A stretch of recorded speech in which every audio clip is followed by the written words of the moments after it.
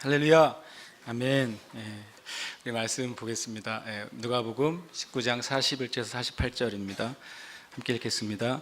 가까이 오사 성을 보시고 우시며 이르시되 너도 오늘 평화에 관한 일을 알았더라면 좋을 뻔하였거니와 지금 내 눈에 숨겨졌도다. 날이 이를지라 내 원수들이 도둔을 쌓고 너를 둘러 사면으로 가두고 또 너와 및 그 가운데 있는 내 자식들을 땅에 메어치며 돌 하나도 돌 위에 남기지 아니하리니 이는 내가 보살핌 받는 날을 알지 못함을 인함이니라. 성전에 들어가사 장사하는 자들을 내쫓으시며 그들에게 이르시되 기록된 바 내 집은 기도하는 집이 되리라 하였거늘 너희는 강도의 소굴을 만들었도다 하시니라. 예수께서 날마다 성전에서 가르치시니 대제사장들과 서기관들과 백성의 지도자들이 그를 죽이려고 꾀하되 백성이 다 그에게 귀를 기울여 들으므로 어찌할 방도를 찾지 못하였더라. 아멘. 오늘 하나님 말씀 예수님의 눈물과 예수님의 분노입니다. 같은 그 메시지 안에 첫 부분은 예수님께서 성전을 보시고 또 성전이 속해 있는 예루살렘을 보시고 우세요. 원래 본문에 보면 그냥 살살 우는 것이 아니라 굉장히 통곡을 하면서 우시는 거예요. 우리가 마치 주님의 은혜가 임했을 때 그 울음을 참을 수 없이 울게 되지 않습니까? 그것처럼 예수님께서 어떤 이유이셨는지 우십니다. 그리고서 이제 성전을 들어갔어요. 나중에 들어가셔서는 조금 전에는 우시고 막 그러셨다가 이제는 갑자기 분노하세요. 세상의 관점으로 보면 조울증이죠. 웃었다 울었다가. 그러나 그런 분이 아니시잖아요, 예수님이요. 왜 그러신지 우리가 함께 좀 나누고 싶습니다. 19장에 보면은 예수님이 어떤 강한 방향성을 가지고 계신 것을 보여주시는 문장이 여러 개가 있어요. 첫 번째 보시면 1절에 보면 예수께서 여리고로 들어가 지나가시더라 그랬어요. 예수님이 하나님께서 계획하신 바로 그 길을 성문을 통과하십니다. 5절에 보면 예수께서 그곳에 이르사 그러세요. 마치 뭐냐면 주님이 어떤 포인트들이 정해져 있는 것을 계속 따라가시는 것처럼 말씀하세요. 바로 그곳이 누구를 만난 장소입니까? 삭개오를 만난 장소예요. 주님이 계획대로 들어가셨고 바로 그곳에서 그 사람을 만나세요. 그리고 28절에 보면 예루살렘을 향하여 앞서서 가세요. 주님이 이제는 또 방향을 예루살렘을 향하십니다.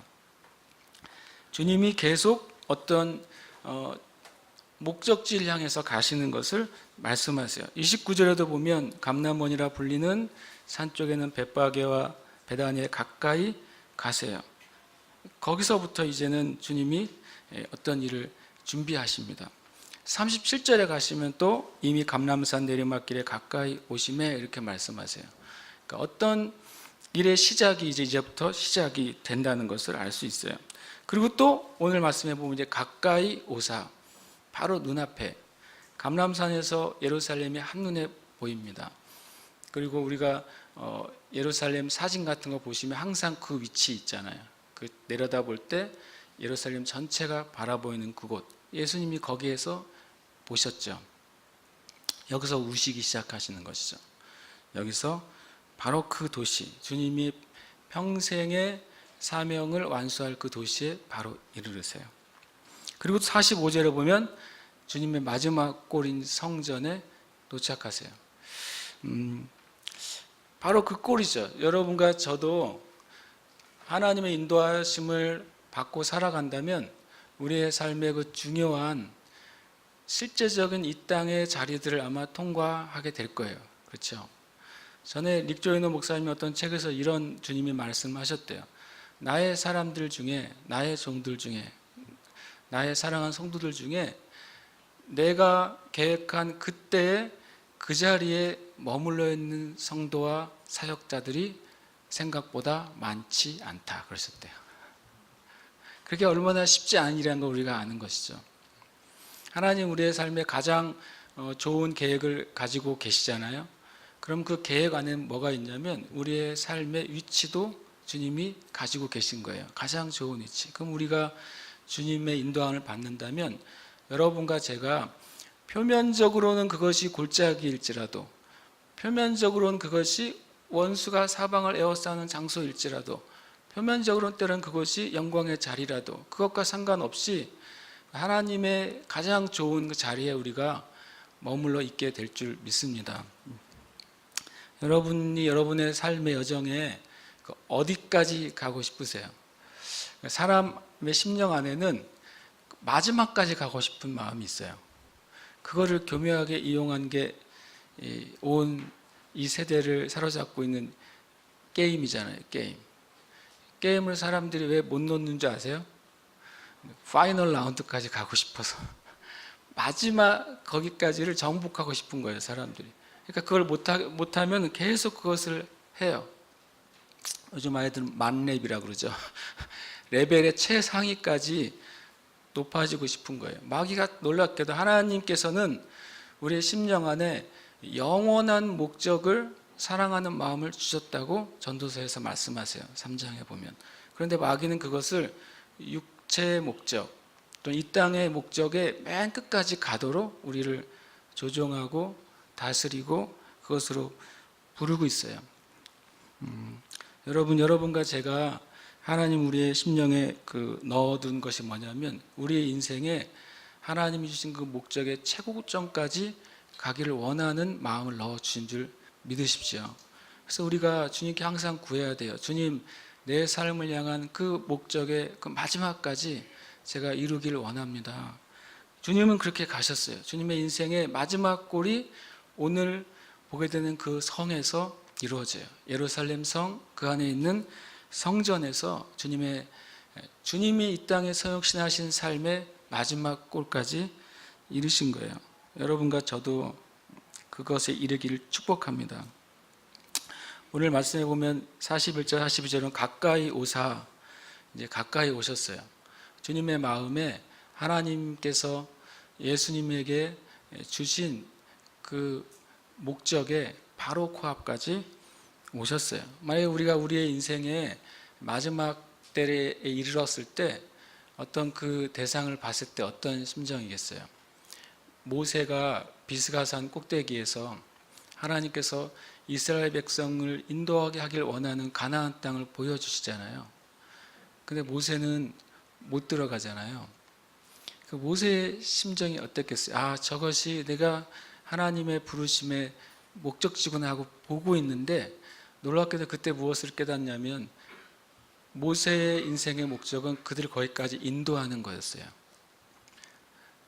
모세 자신이 들어가는 게 아니었어요. 놀랍게도요.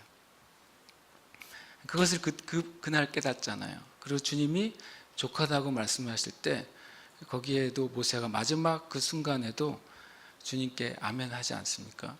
그래서 여러분과 제가 무엇을 이루느냐가 인생의 성공이 아니라는 사실을 진짜 믿어야 돼요. 무엇이 인생의 성공입니까? 하나님의 부르심까지 가면 성공하는 것이죠. 하나님 앞에서요. 근데 이 세상은 자꾸 다른 목적과 다른 성공과 다른 꼴을 자꾸 우리 안에 마치 새로운 카드를 보여주는 것처럼, 더 좋은 카드가 있는 것처럼, 히든 카드들이 있는 것처럼 자꾸 우리에게 보여주는 것이죠. 여러분과 제가 예수님에 대한 우리의 중심을 잃어버리지 않으면 목적을 잃어버리지 않을 거예요. 그러나 예수님을 놓치면 마귀가 주는, 세상이 주는 다른 수많은 목적들을 내 인생의 목적으로 다시 붙잡게 될 거예요. 우리가 그렇게 되지 않기를 축복합니다. 주님은 가까이 오사 성을 보시고 라고 했어요. 그런데 우세요. 왜 우셨어요? 주님이 무엇을 보셨기 때문에요? 예루살렘 성에 뭘 보신 거예요? 끝을 보신 거예요. 그렇죠. 예수님은 그냥 눈의 시각으로 보신 게 아니라 영의 눈으로 이 화려한 예루살렘과 예루살렘 성전의 끝을 보신 거예요. 그 끝이 무엇인지 우리가 바로 뒤에 주님 말씀하시는 거죠. 원수들이 너희를 도둔을 쌓고 사방으로 진칠 것이다. 원수들이 너희와 너희 자녀들을 성벽에 맺혀서 죽일 것이다. 그 아름다운 성벽과 성전이 돌 위에 돌 하나도 놓이지 못하도록 완전히 파괴될 것이다. 주님이 그래요. 그걸 어떻게 말씀하시는 거예요? 보시고 말씀하셨다 그래요. 아름다운 성이 있고 아름다운 성전이 걸 보시면서 주님의 마음에 뭘 보시는 거예요? 지금 이 상태로 계속 갔을 때 그 성과 성전의 끝을 보시고 우시는 거예요. 우리도 주님께 기도해야 돼요. 주님, 우리의 삶에 있어서 주님이 눈에 보이는 것으로 반응하지 아니하시고 그 결과와 그 영적인 것을 보시고 반응하시는 것처럼 우리의 삶에도 주님 영적인 눈을 열어 주시옵소서라고 우리는 기도해야 돼요. 그래야 보이는 것에 대해 반응하지 않고 진짜에 반응할 수 있게 되는 것입니다. 이것은 어떤 영분별의 은사나 또는 영적인 어떤 투시력 같은 은사만을 의미하는 것이 아닙니다. 그런 은사도 필요하죠. 성령님께 구할 때 성령님께서 성령님의 뜻에 따라 나누어 주신다고 분명히 말씀하셨어요. 우리는 구해야 돼요. 그러나 또 중요한 것은 여러분과 제가 영적인 관점을 가지고 사람을 보든 사물을 보든 이 땅에 일어나는 사건을 보는 그런 영적인 분별력을 달라고 우리는 기도하셔야 됩니다. 두 가지 방향의 관점을 제가 보게 됐어요. 예수님께서 성을 보시면서 그 성의 성전의 마지막을 보시고 우셨잖아요. 그것처럼 반대로 예수님께서 우리를 보시는 관점에서 우리의 상태는 어떨까 하는 것입니다. 예루살렘 성이 아름답고 성전이 아름답게 건축되고 있었어요. 근데 예수님이 보실 때는 그것의 실체를 보셨어요. 그러면 예수님께서 지금 여러분과 저를 보시면 주님이 우실까요? 웃으실까요? 제가 이렇게 설교문을 쓰면서 주님이 지금 나를 보시면 어떠실까? 당연히 보고 계시죠. 그래서 주님이 저를 보시면서도 주님이 기뻐하시는 영역도 있으실 것 같아요. 그러나 또 주님 저를 보시면서도 또 안타까워하시는 부분이 있으실 것 같아요. 그래서 제가 주님께 기도합니다. 주님이 저를 보시는 것처럼 저도 저를 볼 수 있게 해주세요. 그래야 고치지 않겠습니까? 우리 겉모습, 껍데기만 가지고 우리가 우리를 판단하면 우리가 절대로 우리 자신을 고칠 수가 없잖아요. 주님께 보여달라고 우리가 기도해야 될 줄 압니다. 또 두 번째 관점은요, 예수님이 예루살렘을 보시는 것처럼 우리도 이 세상을 볼 때 우리가 추구하는 것이 이 세상 가운데 있잖아요. 하나님의 일이어도 이 세상 가운데서 그것이 성취돼야 되지 않습니까? 우리도 이 세상을 볼 때 주님 예수님의 영적인 관점을 갖게 해주세요. 겉으로 보이는 것, 내가 감각하는 것, 내가 판단하는 것으로 보지 않게 해주시고 예수님께서 이 제주를 어떻게 보시는가? 예수님께서 이 대한민국을 어떻게 보시는가? 예수님께서 나에게 일어나는 수많은 사건과 만나는 사람들 어떻게 보시는가? 그 관점으로 주님 제가 볼 수 있는 눈을 열어 주시옵소서. 여러분과 제가 기도해야 될 줄 믿습니다. 이렇게 볼 때 우리의 삶에 굉장히 많은 전환점이 생기게 될 줄 압니다. 43절과 44절에 보면 42절에 보면 이런 말씀이 있어요. 너도 오늘 평화에 관한 일을 알았더라면 좋을 뻔하였거니와 지금 내 눈에 숨겨졌도다. 평화에 관한 일이 뭡니까? 예수님이 들어오신 거예요. 예수님이 태어나실 때 하늘의 천군과 천사들이 무슨 노래를 불렀습니까? 하늘에는 평화라고 말씀하셨어요. 하늘의 평화가 이 땅 가운데 임한 거예요. 예수님이 오실 때. 놀랍게도 또 예수님이 예루살렘을 입성하실 때 지난주에 우리가 보았던 것처럼 많은 군중들이 뭐라고 외쳤습니까? 평화를 외쳤어요. 평화의 왕이신 예수님을 환영했어요. 그런데 놀랍게도 주님 뭐라고 말씀하시냐면 예루살렘 즉 이스라엘 백성들은 그 영적인 상태가 평화의 왕이신 예수님을 알아보지 못했다는 거예요. 그리고 예수님이 어떤 분인지도 인식하지 못했고, 그리고 예수님에 대해서 합당한 환영도 하지 못했어요. 그들의 눈에는 그게 숨겨졌어요. 놀랍게도. 어린 아이들의 눈에는 그것이 보였는데 가난하고 힘없고 그리고 압박받는 이들에게는 예수님이 그렇게 보였는데 예루살렘의 대제사장들과 서기관과 바리새인들과 헤롯 당들과 로마인들에게는 예수님이 그렇게 안 보였어요. 특별히 성전에서 있는 모든 자들에게 예수님이 그렇게 보이지 않았어요. 왜 그랬습니까? 왜냐하면 뒤에 나오지만 기도하는 집을 자신의 욕망을 채우기 위한 장소로 바꿔버렸기 때문에 그래요. 그래서 그 욕망이 그들의 눈을 가려서 예수님을 보지 못하게 했어요. 기도의 집이 그 목적이 회복되면 누구를 보게 돼요? 예수님을 보게 되는 거예요. 그러나 기도의 집이 그 목적을 잃어버리면 하나님까지도 예수님까지도 예수님의 몸된 교회까지도 자신의 욕망을 성취하는 도구가 되는 거예요.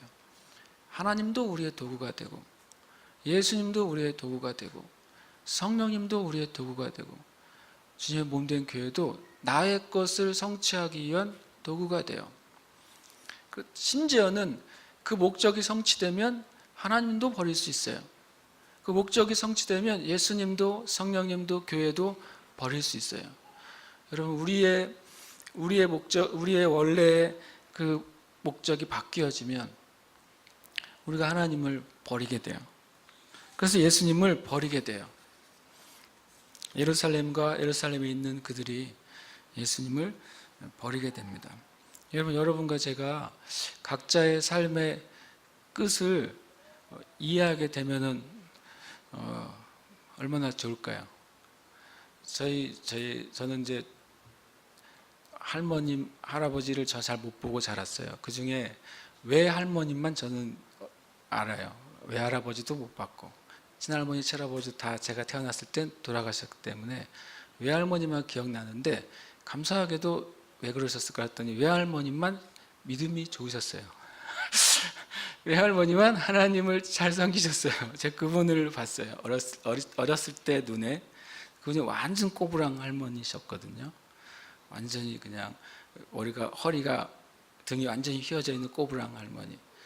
그런데 집에서 교회까지 제 걸음으로도 한 30-40분이 걸려요. 어렸을 때 걸음으로도. 그러니까 할머님이 걸으시면 1시간 이상 걷겠죠. 근데 평생 새벽 예배를 안 빠지신 거예요. 그래서 저 지금 커서 생각해 보니까 신기한 일이라는 생각이 들었어요. 진짜 꼬부랑 할머니 지팡을 짚으시고 걸으셔야 됐거든요. 제 어렸을 때 기억에. 그럼 저희 어머니의 증언에 의하면 평생 새벽 예배를 안 빠지셨대요. 그 할머님이 돌아가신 얘기를 제가 하려고 그래요. 그 할머니 돌아가셨다는 얘기만 들었어요. 제가 가보지도 못했고 그때는 부모님만 가셨고 저는 가지도 못했어요. 그래서 저는 외할머니 돌아가실 때 혼자 되게 울었어요. 그분이 저에게 뭐 막 해주신 게 아닌데. 근데 나중에 이 얘기를 들었는데 저희 외할머니께서 어느 날 갑자기 목욕을 하고 싶다 그랬었대요. 그래서 목욕을 하시고 화장실을 갔다 오고 싶다 그러고 화장실을 갔다 오시고 그리고 옷을 갈아입혀 달라고 그러셨대요. 그래서 새 옷을 한복으로 갈아입으시고 그리고 이렇게 말씀하셨대요. 나 하나님한테 간다. 그날 저녁에 누우시고 그대로 새벽에 하나님께 가신 거죠. 가끔 우리 믿음의 선배들이 주님이 부르시는 때를 아실 때가 있나 봐요.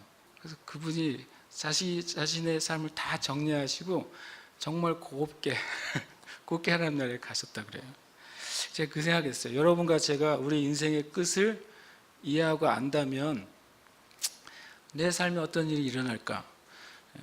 저희 할머님이 겨우 한 이틀 정도 전에 아시고 삶을 준비하셨다면 예수님께서는 예수님 자신의 죽음을 아셨잖아요. 왜냐하면 여러 번 제자들에게 말씀하셨으니까. 그러면 예수님의 삶은 주님 앞에 그 목적을 성취하기 위해서 준비하는 삶인 거죠. 아침마다 저녁마다 하나님 앞에 나아가실 때마다 예수님은 자신의 삶을 준비하셨어요. 우리 여러분과 저도 건강하게 오래 사시길 축복해요. 그러나 날마다 우리의 끝을 준비하는 삶을 사시길 축복해요. 예수님께서 예루살렘을 사랑하시잖아요. 지극히 사랑하십니다. 하나님의 마음이 예루살렘에 있으니까. 그래서 우시는 거예요. 예수님은 예루살렘의 백성들도 사랑하세요. 그렇죠? 그러나 그들의 죄로 말미암은 징계와 심판을 막지는 않으세요. 그렇게 사랑하시는데 심판을 선포하세요. 예수님은 성경에 보면 가룟 유다를 끝까지 사랑하셨다고 써 있어요. 가룟 유다가 예수님을 배반하러 나갈 때도 예수님은 제자들을 끝까지 사랑하시니라 이렇게 기록해 나왔어요. 요한복음에. 그러나 진짜 놀랍게도 예수님께서 가룟 유다가 예수님을 배반하거나 또는 자살하는 것을 막지는 않으셨어요. 여러분, 우리가 예수님의 그 사랑과 공의가 하나님으로부터 나온다는 사실을 알아야 돼요. 사랑과 공의는 하나입니다. 왜냐하면 지금 우신 예수님이 이제는 분노하시기 때문에 그래요. 그래서 우리가 하나님의 사랑을 봐야지, 또 예수님의 공의를 봐야지, 하나님의 공의를 생각해야지, 그렇지 않습니다.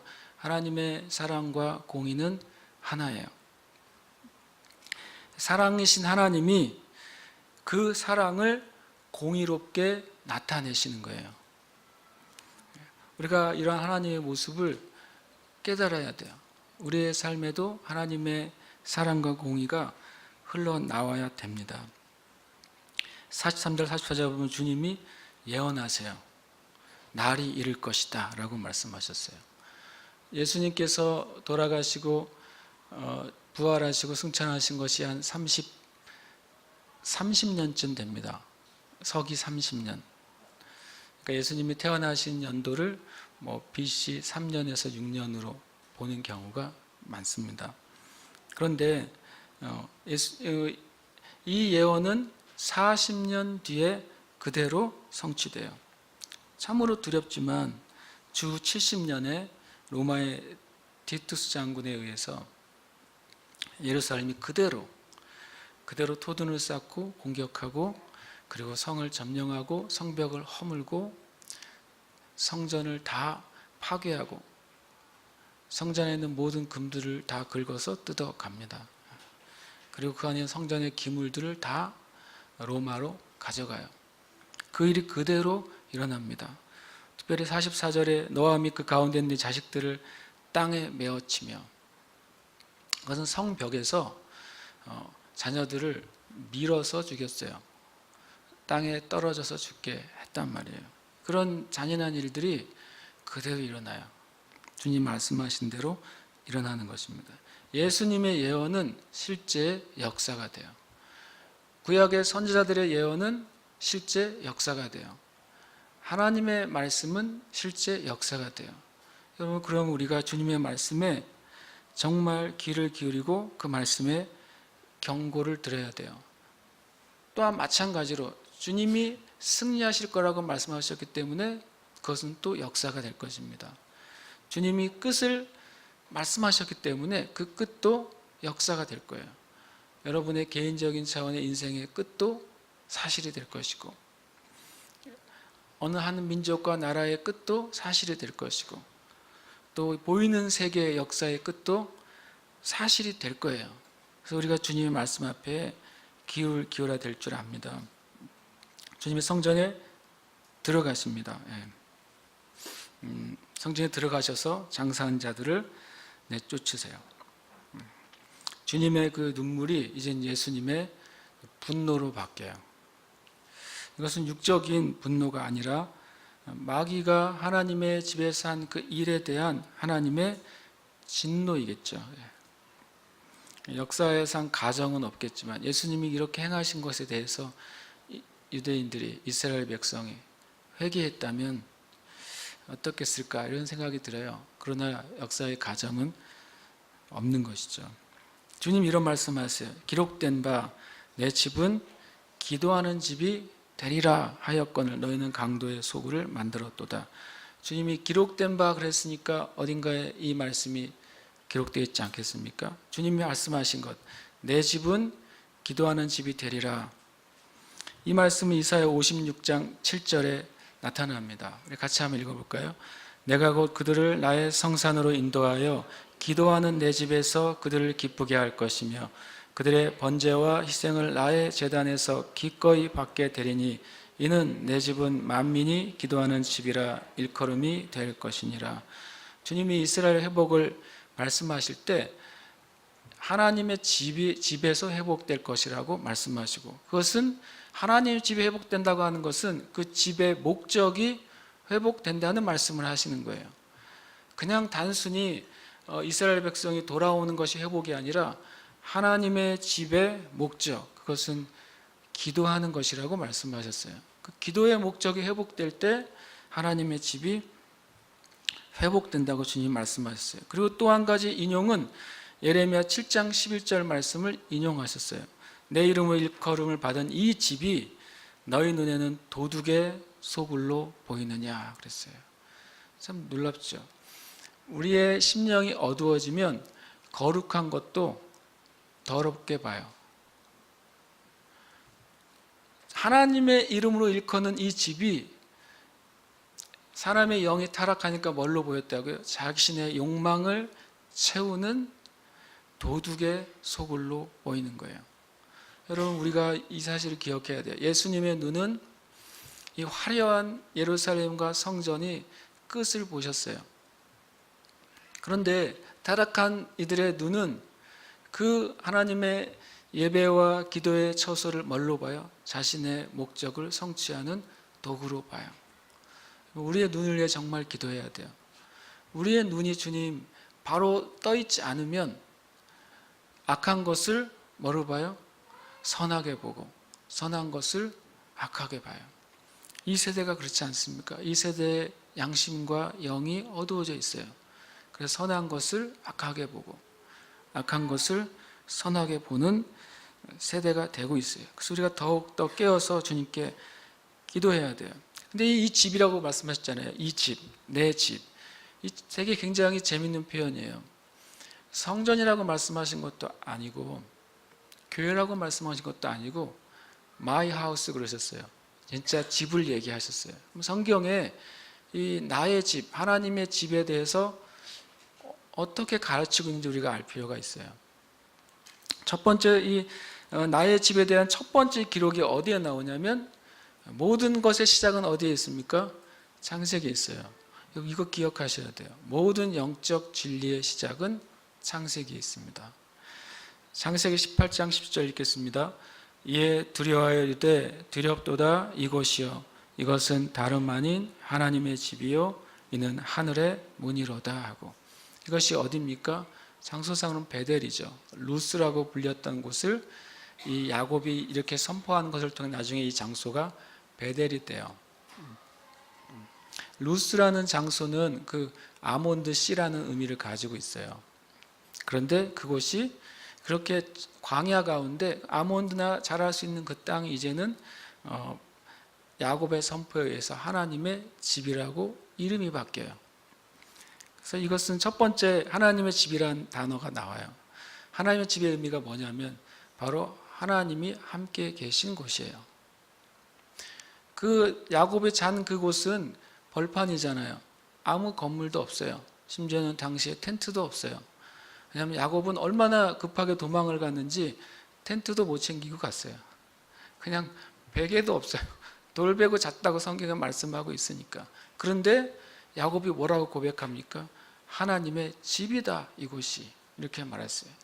첫 번째 이 말씀에서 하나님의 집은 유형의 건물을 의미하지 않고 하나님이 함께 계신 그 장소가 하나님의 집이에요. 또 두 번째, 성경에 보면 사사기 18장 31절 읽어보겠습니다. 하나님의 집이 실로에 있을 동안에 미가가 만든 바 새긴 신상이 단 자손에게 있었더라. 아직 이때 성막이 세워지지도 않았고 성전이 세워지지도 않았어요. 그죠? 그런데 사사기는 하나님의 집이 있었다고 말해요. 성막도 세워지지 않았고 성전도 세워지지 않았는데 이때도 하나님의 집이라고 성경에 기록되어 있어요. 이때는 뭐가 기준입니까? 법궤가 있는 장소가 하나님의 집이었어요. 이때는요. 그렇게 집으로 불려졌어요. 그러니까 성경이 그렇게 말씀하고 있는 거죠. 법궤는 또 뭡니까? 하나님의 임재가 있는 곳을 말해요. 그렇게 보면 창세기 28장하고 같은 의미죠. 첫 번째는 하나님이 함께 하신 곳이 하나님의 집이었어요. 그러나 이제 출애굽기 이후에는 하나님이 함께 계신다는 증거로 우리에게 주신 것이 법궤였죠. 법궤가 있는 장소가 하나님의 집이라고 불림을 받게 돼요. 원래는 온전히 순수하게 보이지 않는 영적인 의미였어요. 근데 이제는 하나님의 사람 백성에게 보이는 법궤를 주셔서 그것을 통해서 하나님이 계신다는 것을 사람들로 하여금 깨닫게 하신 거예요. 그때 보면 고린도서 3장 9절에 또 하나님의 집에 대한 말씀이 신약에 나와요. 함께 읽겠습니다. 우리는 하나님의 동역자들이요 너희는 하나님의 밭이요 하나님의 집이니라. 이건 굉장히 또 아주 처음으로 돌아가요. 어디로요? 창세기로 돌아가는 것이죠. 거기다가 더 깊이 들어갔어요. 창세기 때는 야곱이 그곳이 하나님 집이라는 사실을 깨닫지 못했었다가 이제 하나님이 함께 계시니까 하나님 집이라는 걸 깨달았고, 두 번째로는 이제는 하나님의 임재의 상징인 법궤가 있는 곳이 하나님의 집이라는 사실을 깨달았어요. 그런데 이제 바울 사도는 우리에게 더 놀라운 말씀을 하세요. 성령님이 임한 이후에 성령께서 우리 안에 거하시게 됐어요. 그때 이제는 바울 사도가 뭐라고 말합니까? 너희는 이라고 말해요. 너희는 누구를 말합니까? 모든 그리스도인들을 의미합니다. 너희들 자체가 하나님의 밭이다. 너희들 자체가 하나님의 집이다. 이렇게 말씀하셨어요. 성령께서 내주하시는 그리스도인이 하나님의 집이에요. 하나님의 집은 무슨 의미냐면 하나님이 거하신 처소란 말이에요. 하나님의 밭은 무슨 의미? 하나님이 일하시고 열매를 거두시는 하나님의 일터예요. 여러분, 하나님이 이 땅 가운데 받길 원하시는 열매는 어디로부터 나오는 것인 줄 아십니까? 하나님의 밭에서 나오는 거예요. 그렇죠? 예수님께서 네 가지 밭의 비유를 드셨잖아요. 그렇죠? 네 가지 밭 뭡니까? 길가밭, 가시밭, 돌짝밭, 옥토. 이건 뭘 의미해요? 정확하게 우리 자신을 의미하는 것입니다. 여러분과 제가 하나님의 밭이에요. 하나님이 여러분과 저에게 얻기를 원하시는 열매는 여러분과 저의 심령으로부터 나오는 그 무엇이에요? 그게 하나님이 거두고 싶으신 거예요. 주님이 받고 싶으신 게 바로 하나님의 열매예요. 여러분과 제가 하나님의 밭이고 하나님의 거하시는 집이라는 사실을 절대로 잊으면 안 돼요. 이것이 신약의 교회에 주님이 주신 주님의 가르침이에요. 그러면 또 하나님의 집에 대한 가르침이 또 있습니까? 디모데서 3장 15절은 또 이런 말을 합니다. 같이 읽겠습니다. 만일 내가 지체하면 너로 하여금 하나님의 집에서 어떻게 행하여야 할지를 알게 하려 함이니 이 집은 살아계신 하나님의 교회요 진리의 기둥과 터니라. 이제 바울 사도가 첫 번째로는 성령님이 거하시는 그리스도인 한 사람 한 사람이 뭐라고요? 하나님의 집이라고 선언했어요. 그런데 이제 바울 사도가 이제는 뭐라고 말했냐면 또 하나님의 집이란 말을 말하면서 교회가 바로 하나님의 집이라고 말씀하셨어요. 이 집은 살아계신 하나님의 교회예요. 그리고 그 교회는 뭐가 있는 거라시라고요? 진리의 기둥과 터다라고 말씀하시는 거죠. 그래서 교회가 개념이 이제는 구약에서는 하나님과 함께하시 그런 시작됐다가 성전과 법궤로 확장됐다가 다시 하나님의 사람들에게로 다시 모아지고 이젠 다시 하나님의 사람들을 통해서 세워지는 예수님의 몸으로 다시 확장돼요. 성경에서 그렇게 우리에게 가르치세요. 그리고 또 한 가지 또 있어요. 그 다음에 이 땅의 차원이 아니라 영원한 하나님 나라의 하나님의 집에 대해서 또한 주님께서 말씀하세요. 히브리서 3장 6절 함께 읽겠습니다. 그리스도는 하나님의 집을 맡은 아들로서 그와 같이 하셨으니 우리가 소망의 확신과 자랑을 끝까지 굳게 잡고 있으면 우리는 그의 집이라 그랬어요. 예수 그리스도를 하나님의 집에 대한 관리자다, 하나님의 집에 대한 주권자다, 하나님의 집에 대한 주인이라고 표현하고 계세요. 이것은 한 절을 더해서 이제 우리에게 보충해 주시는데, 또 하나님의 집 다스리는 큰 제사장이 계심에 그랬어요. 그럼 이 하나님의 집은 뭘 가르치는 거예요? 성전을 가르치는 것이죠. 예수님이 바로 하나님의 집을 맡은 분이라고 말했죠. 그런데 또 히브리서 10장 21절은 하나님의 집을 다스리시는 분이 예수님인데, 그분의 직임이 뭐예요? 대제사장이에요. 큰 제사장이라고 말씀하셨어요. 그러면 제사장이 다스리는 집, 제사장이 주관하는 집은 뭐예요? 성전이죠. 그러나 이 땅에 성전은 없어요. 그래서 이 히브리서에 나오는 성전, 하나님의 집은 하늘에 있는 영원한 성전을 말씀하세요. 오늘 말씀 여러 개를 읽습니다. 마음의 정리를 좀 하시면 좋겠어요. 마지막으로 한 말씀 더 읽겠습니다. 베드로전서 4장 7장 함께 읽겠습니다. 하나님의 집에서 심판을 시작할 때가 되었나니 만일 우리에게 먼저 하면 하나님의 복음을 순종하지 아니하는 자들은 그 마지막은 어떠하며. 아멘. 베드로전서에서 마지막 때에 대해서 말씀을 하시면서 심판이 하나님의 집에서부터 시작될 것이다 라고 하면서 뒤에 우리에게 먼저 하면 이라고 말했어요. 그러면 하나님의 집에서 심판이 시작되는 것과 우리라고 말하는 이들로부터 시작되는 심판과 같아지는 거예요. 우리가 누구입니까? 교회를 의미합니다. 하나님의 백성들로부터 심판이 시작될 것이다. 한때 이 말씀 때문에 또 진짜 하나님의 심판이 일어나는 징조로 한때 무엇 가지고 사인을 가지고 얘기했냐면, 뉴질랜드에 가면 도시 이름이 크라이스트 처치라는 도시가 있어요. 주님의 교회라는 도시가 있다고요. 그 주님의 교회라는 도시에 또 무슨 교회가 있겠어요? 크라이스트 처치가 있어요. 실제로 한 4, 5년 전에 거기서 엄청나게 큰 지진이 있었어요.